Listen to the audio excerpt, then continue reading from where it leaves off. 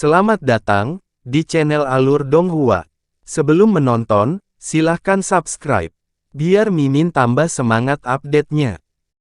Rune perak yang tak terhitung jumlahnya melonjak dari bawah gunung, membentuk formasi cahaya raksasa yang langsung mengirimkan ledakan kekuatan besar yang jatuh ke bawah.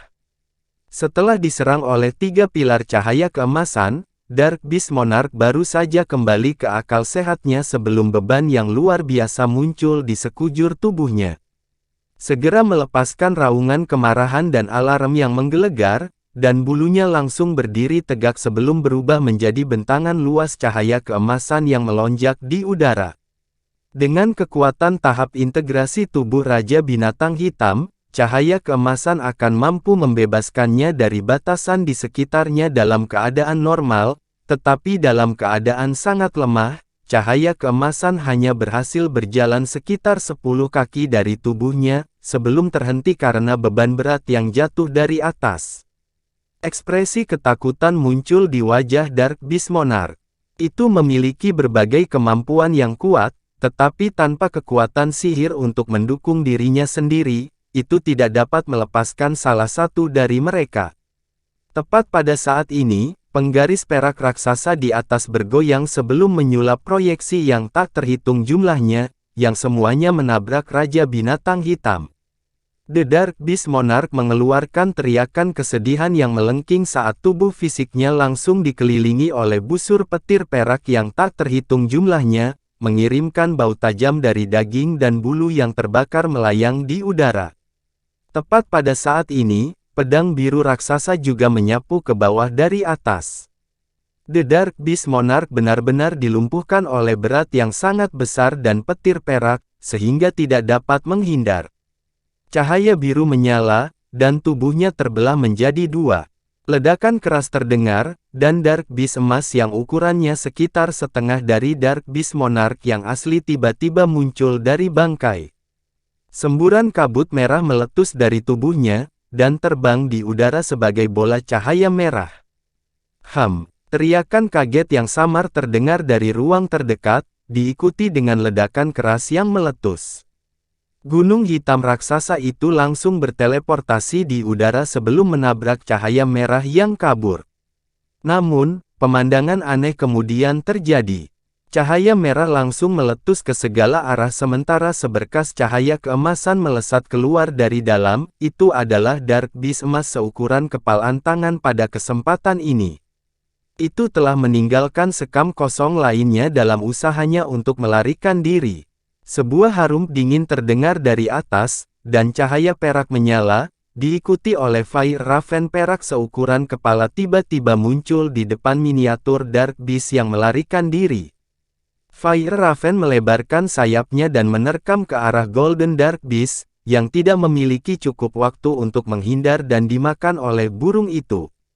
Miniatur Dark Beast bahkan tidak mendapat kesempatan untuk mengeluarkan satu suara pun sebelum dibakar menjadi kehampaan oleh Spirit Engulfing Heavenly Flames. Tepat pada saat ini, guntur tumpul terdengar, dan seberkas cahaya biru dan putih tiba-tiba muncul di dekat api perak. Cahaya kemudian surut untuk mengungkapkan Han Li, dan dia dengan cepat mengangkat tangan dan membuat gerakan meraih. Inti kristal emas seukuran ibu jari segera ditarik keluar dari api dan ke dalam genggamannya. Itu adalah inti iblis dari Dark Beast Monarch. Han Li hanya sebentar memeriksa inti iblis sebelum mengalihkan pandangannya ke arah lain. Di sana, iblis macan bersayap putih terletak beberapa ribu kaki jauhnya, menilai inti iblis di tangan Han Li dengan marah. Ada tatapan serakah di matanya, tapi tidak berani mendekati Han Li. Mata Han Li sedikit menyipit saat dia melambaikan tangan ke arah gunung hitam raksasa dan penggaris perak, di mana kedua harta dikembalikan ke ukuran aslinya sebelum terbang kembali kepadanya. Sementara itu, dia hanya memegang inti iblis dan berdiri diam di udara, menilai iblis harimau putih dengan sikap tanpa ekspresi sama sekali. Fenomena yang terjadi di daerah sekitarnya menjadi semakin ganas, dan busur petir perak mulai muncul di antara awan 5 warna. Setelah itu, hujan deras mulai turun, dan lapisan kabut tebal muncul di seluruh langit. Setan harimau putih menjadi agak buram di kejauhan, dan masih ragu bagaimana melanjutkannya. Han Li mendengus dingin saat ekspresi menghina di wajahnya, dan dia mengepakkan sayapnya dengan lembut, memunculkan bola biru dan petir putih yang melayang di sekelilingnya. Serangkaian guntur yang keras terdengar, dan murid-murid iblis harimau putih tiba-tiba berkontraksi saat melihat ini. Itu kemudian mengeluarkan raungan marah sebelum dengan enggan terbang menjauh sebagai bola cahaya putih. Han Li tidak berangkat mengejar harimau putih. Sebaliknya, setelah menghilang ke kejauhan, dia mengepakkan sayapnya lagi, dan semua bola petir menghilang. Gunung hitam kecil dan penggaris perak juga menghilang dalam sekejap. Harimau putih ini juga berada di tahap integrasi tubuh awal, dan kekuatan sihirnya jauh lebih banyak dari Raja Binatang Hitam. The Vast Glacial Realm akan segera ditutup, jadi Han Li tidak mau mengambil risiko dengan mengejar binatang harimau putih itu. Tidak ada gunanya mempertaruhkan kecelakaan apapun pada saat kritis seperti itu. Binatang harimau putih itu jelas merupakan makhluk yang cukup cerdas. Sangat marah bahwa Han Li telah mengambil mangsanya, tetapi dengan mudah membunuh Raja Binatang Hitam membuatnya menyadari bahwa tidak ada cara untuk mengalahkan Han Li dalam kondisinya saat ini. Karena itu, ia hanya bisa dengan enggan pergi. Leopard Kirin Beast menjadi semakin bersemangat di gelang Spirit Beast, dan itu sudah mulai menggeram tanpa henti, jelas sangat ingin mendapatkan cakarnya pada inti iblis Dark Beast Monarch. Itu mentransmisikan keinginannya ke Han Li, dan dia tahu bahwa itu menjadi sangat tidak sabar. Senyum tipis muncul di wajahnya, dan dia mengirim inti iblis emas ke dalam gelang penyimpanan. Teriakan gembira segera terdengar dari dalam gelang, dan Leopard Kirin Beast dengan penuh semangat menelan seluruh inti iblis. Itu kemudian mentransmisikan emosi terima kasih kepada Han Li sebelum segera terkapar ke tanah dan menutup matanya. Tidak lama setelah itu, ia tertidur lelap. Ini pernah terjadi sekali sebelumnya ketika Leopard Kirin Beast telah melahap inti iblis dari Dark Beast bermutu tinggi itu, jadi Han Li sama sekali tidak terkejut dengan ini. Sebaliknya, dia menantikan untuk melihat bagaimana Leopard Kirin Beast akan berubah setelah ini. Inti dalam dari Dark Beast Monarch jelas jauh lebih unggul dalam hal kaliber dibandingkan dengan Dark Beast tingkat tinggi, dan dia sangat menantikan untuk melihat bagaimana hal itu akan meningkatkan Leopard Kirin Beast. Setelah itu, Han Li melayang di udara. Beberapa jam kemudian, ledakan gemuruh yang menggelegar terdengar dari dalam awan 5 warna, dan jatuh dari atas. Tubuh Han Li langsung dibanjiri oleh awan dan kabut, di mana kilat menyambar dengan keras, dan semburan fluktuasi spasial yang mencengangkan melonjak ke segala arah. Setelah sekitar 10 menit, semua awan, kabut, dan kilat di langit tiba-tiba menghilang, dan Han Li sudah menghilang. Adegan yang sama berlangsung di seluruh alam glasial luas, dan ribuan makhluk asing dikeluarkan dari alam ini dengan kekuatan hukum. Cahaya 5 warna melintas di depan matanya, dan tidak mungkin untuk melihat langsung ke dalam cahaya bahkan dengan Bright Side Spirit Eyes. Tanah di bawah kakinya kemudian menghilang, dan dia dilanda rasa pusing. Ketika permukaan padat muncul lagi di bawah kakinya, ledakan yang memekakkan telinga tiba-tiba terdengar di dekatnya, diikuti sensasi dingin turun ke arah kepalanya. Han Li cukup terkejut dengan perkembangan ini, dan ki hitam segera meletus dari tubuhnya, di mana setelan hitam armor iblis surgawi langsung muncul. Dentang. Dia membuka matanya tepat ketika dentang samar terdengar, dan dia mendongak untuk menemukan pedang terbang yang panjangnya sekitar 1 kaki di atas kepalanya. Itu saat ini ditahan oleh cahaya hitam yang dilepaskan oleh baju zirah iblisnya, dan pemilik pedang itu adalah makhluk bertanduk dalam baju zirah perak. Itu adalah makhluk Jiaoqi.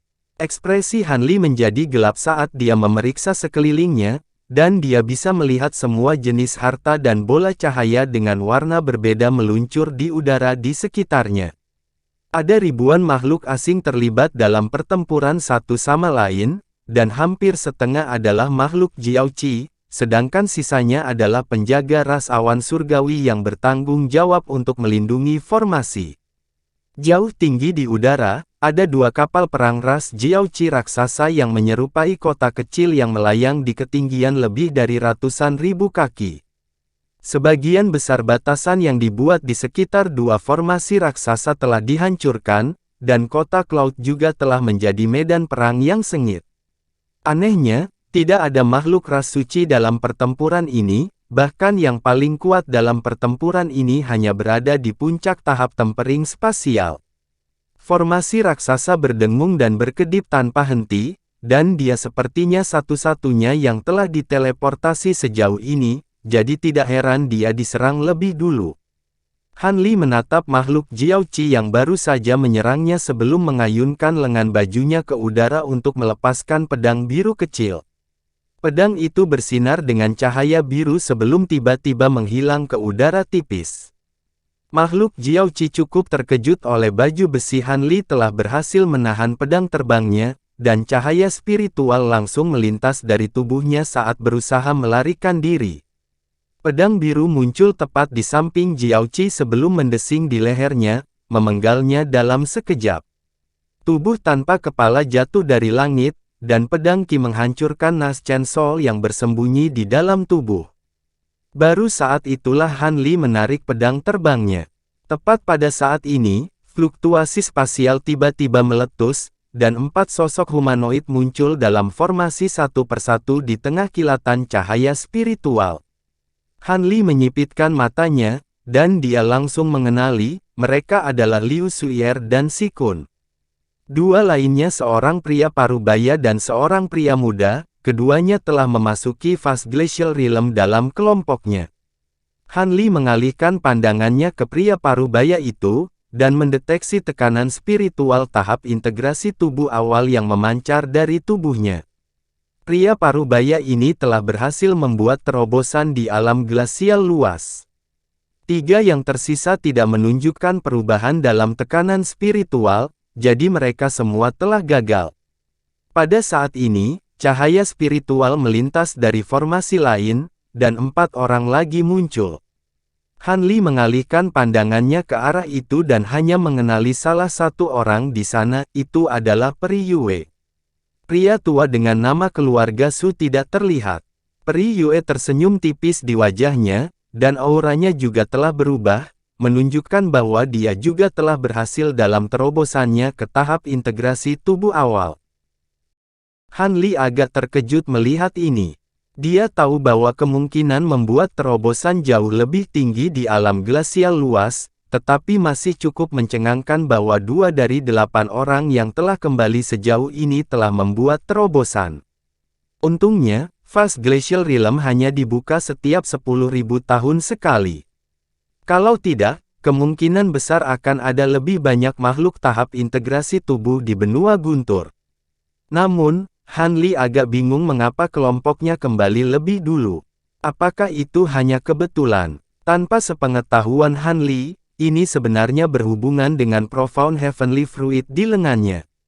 Sebagai harta yang dipenuhi dengan kekuatan hukum dari alam lain, meskipun telah disegel di lengannya, itu masih ditolak dengan lebih keras oleh kekuatan hukum dari fase Glacial Realm yang merupakan alasan mengapa dia berada, teleport kembali dulu sebagai pemilik buah.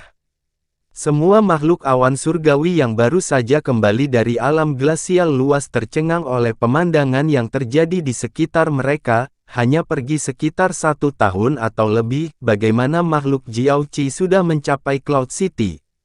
Namun, setiap orang yang berhasil kembali hidup-hidup dari alam fase glacial sangat kuat dan berpengalaman dalam pertempuran, dan mereka tahu bahwa ini bukan waktunya untuk mengajukan pertanyaan.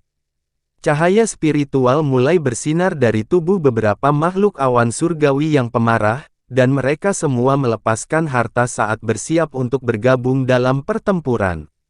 Namun, tepat pada saat ini, sebuah bola lampu merah tiba-tiba turun dari atas, muncul di udara di atas kedua formasi tersebut hanya dalam beberapa kedipan.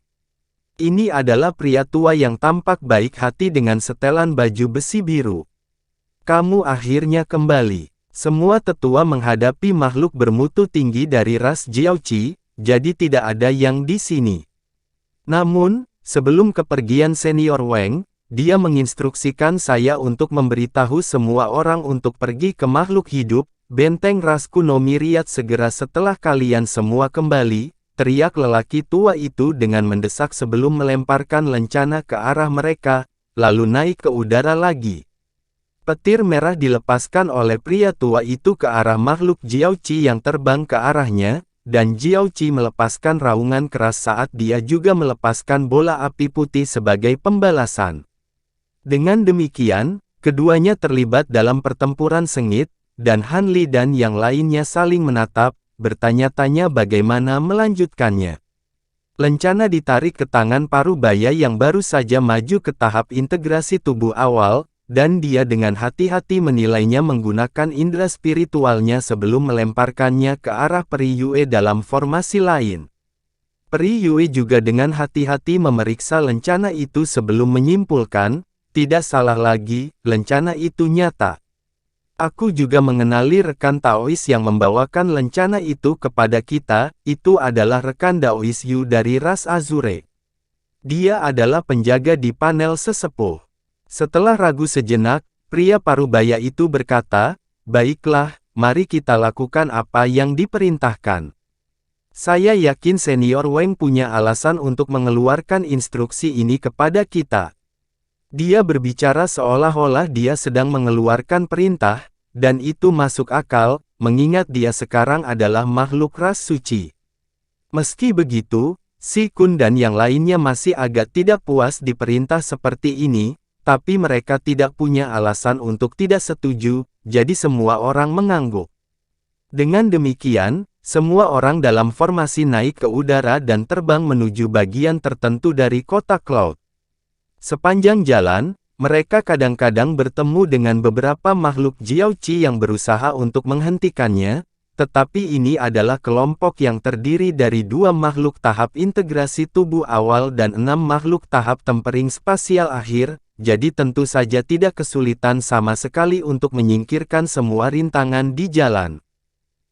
Setelah terbang beberapa saat menjauh dari formasi, kota Cloud masih dalam keadaan kacau, dan jumlah makhluk Jiaoqi lebih meningkat.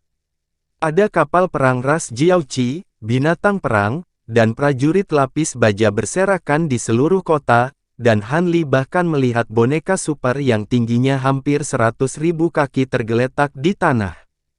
Han Li cukup terkejut melihat boneka ini, dan dia dengan cepat mengingat 12 bola besar di sekitar kota Cloud. Tidak diragukan lagi boneka ini telah dimanifestasikan dari salah satu bola itu. Boneka-boneka ini dikatakan memiliki kekuatan tahap integrasi tubuh awal, jadi itu telah ditebang adalah bukti yang jelas tentang kekuatan pasukan ras Jiaoqi. Kemungkinan besar jatuhnya kota Cloud tidak bisa dihindari. Yang lebih membingungkan adalah bahwa mereka masih belum melihat satupun makhluk tingkat suci. Mungkinkah mereka semua terlibat dalam pertempuran di luar kota? Han Li diam-diam terbang bersama saat pikiran-pikiran ini melintas di benaknya. Sepanjang jalan, baik Liu Suyer dan Si Kun tidak berbicara dengannya, bertindak seolah-olah Han Li adalah orang asing. Selain Peri Yue, yang telah memverifikasi keaslian lencana itu, tidak ada orang lain yang mengucapkan sepatah kata pun. Selama waktu ini, dia sesekali melirik ke arah Han Li, tetapi dia hanya tersenyum dan menahan diri untuk tidak berbicara dengannya atau mentransmisikan suaranya kepadanya. Han Li tidak terlalu memikirkan ini, dia jauh lebih khawatir tentang keadaan kota yang kacau balau. Pasukan ras Jiaoqi telah menembus pertahanan kota Cloud, dan dia tidak tahu apakah itu akan memengaruhi rencananya untuk menggunakan formasi teleportasi super di sini. Kelompok itu melanjutkan perjalanan dengan cepat tiba di pegunungan 8 awan, menghancurkan beberapa kapal perang dan lebih dari 100 gerbong perang di sepanjang jalan. Ketika mereka sampai di tempat ini, tidak ada makhluk Jiaoqi yang terlihat, dan ada banyak kelompok makhluk awan surgawi, semuanya mengenakan baju zirah. Ki spiritual juga meletus ke langit dari pegunungan 8 awan, membentuk lapisan-lapisan pembatasan yang kuat. Bahkan ada boneka besar dengan warna berbeda dan kereta pertempuran tembaga biru yang bisa dilihat di dalam awan dan kabut di dekatnya. Han Li dan yang lainnya sangat terkejut melihat ini, namun sebelum memiliki kesempatan untuk mengajukan pertanyaan, sekelompok 100 prajurit lapis baja bergegas ke arah mereka. Dipimpin oleh seorang pria kekar dengan kulit gelap, dan dia sepertinya mengenali mereka. Senyum muncul di wajahnya saat dia berkata, "Selamat datang kembali, sesama Taois, Tetua Weng sedang menunggumu di benteng makhluk hidup. Silakan ikut denganku." Aura pria kekar itu agak aneh, dan bahkan Han Li tidak dapat memastikan basis kultivasinya. Dia hanya bisa merasakan bahwa pria ini tampaknya memiliki jenis kemampuan khusus tertentu yang sangat menakutkan.